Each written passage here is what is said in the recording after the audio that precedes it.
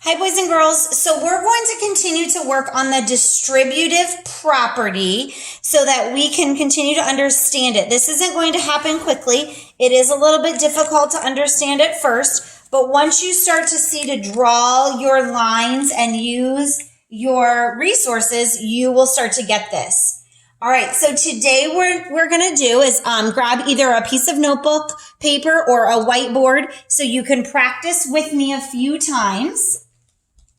I'm going to do mine on notebook paper because I want to keep mine so that way I can refer back to it as I am working.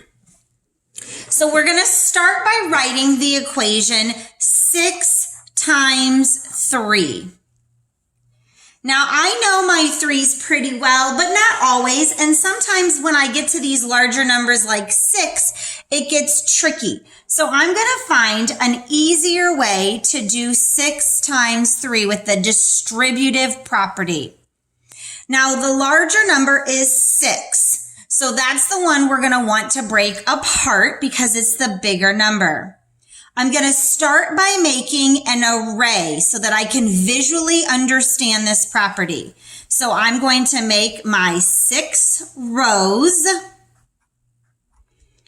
and 3 in each row. So everyone should be doing this at the same time with me. Make your array that matches 6 times 3. Remember, it's rows times columns. All right, so first thing we have to think of is how can I split 6 apart to make this easier and something that I'm able to multiply?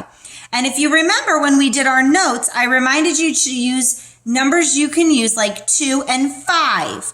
Well, both of those are less than 6, so I could use either one, but I'm going to try to always go with those 5s because I'm good at skip counting by 5s. So if I think I could break 6 apart into 5 plus 1, because 5 plus 1 is 6. I'm going to use my array to show that broken apart. Remember, the full array was 6 times 3. So I'm going to show that I'm going to break this up into 1, 2, 3, 4, 5, and 1. So now I have 5 rows on the top and 1 row on the bottom. I didn't add any more rows. I didn't take anything away. I just broke it apart. All right, the top is staying the same. I'm not breaking everything, just one number. Now I know what my top is. My top array now is 5 times 3 because I have 5 rows of 3. My bottom array is now 1 times 3 because I have 1 row of 3. I can get the answers to both of those. Counting by 5s, 5, 10, 15. I know that 5 times 3 is 15. And I know any number times 1 is that number. So 1 times 3 is 3. Now, because I wanted the original whole thing, I'm going to add these numbers together. So 15 plus 3, 16, 17, 18.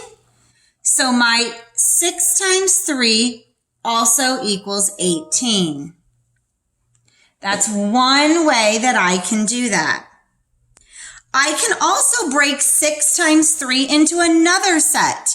I could do it differently. So let's do another example of still 6 times 3 just to practice a couple of ways. So let's write our original equation of 6 times 3.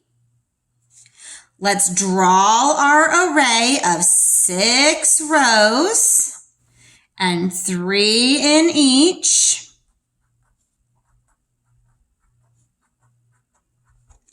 And I'm going to put that it's 6 times 3 for my original one. What if we broke the 6 into 4 and 2? 4 plus 2 equals 6. Let's draw a line to show that. 1, 2, 3, 4. Here we go. So now I have 4 and 2. I didn't add anything. I didn't take anything away. I just split it up to make it easier. My top array now is 4 rows of 3. And my bottom array is now 2 rows of 3. Let's see what our top is. 4, 8, 12. Our bottom, 2, 4, 6. And then we would add them together. We can also write this by saying the first array, which is 4 times 3, plus my second array, which is 2 times 3, will give me my total. Notice that the 3 is the same in both because it didn't change. We did not break apart the 3. 4 times 3 we figured out was 12, and 2 times 3 is 6, and we're going to add those together to get back to my original, which was still 18. All right, let's do another example. Let's do 7 times 4. 7 times 4. So let's make our array. 1, 2, 3, 4, 5, 6, 7 rows. 1, 2, 3, 4 columns. Fill it in because we know they have to be equal.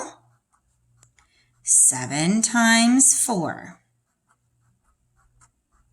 My original equation shows 7 times 4. Now I'm going to break apart my 7 this time. I'm going to break apart my 7 because it's the larger number. And I know 7 can be broken into 5 plus 2. That makes it easier. 5 and 2. I can multiply 5s and 2s. So let's show our break. 1, 2, 3, 4, 5. Draw my line to show I have broken up the 7 into 5 and 2. My top is now 5 times 4. 5 rows of 4. And my bottom is now 2 rows of 4. Let's write it in fancy parentheses. So top array, 5 times 4, plus the bottom array, 2 times 4.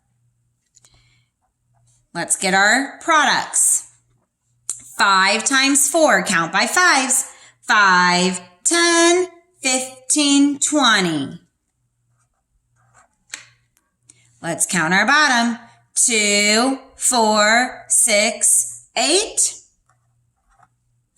So 5 times 4 is 20, plus 2 times 4 is 8. If I add them together, I get 28. So 7 times 4 is 28. You're going to watch a video lesson that's going to do exactly the same thing today. And then tomorrow we will practice again in our book.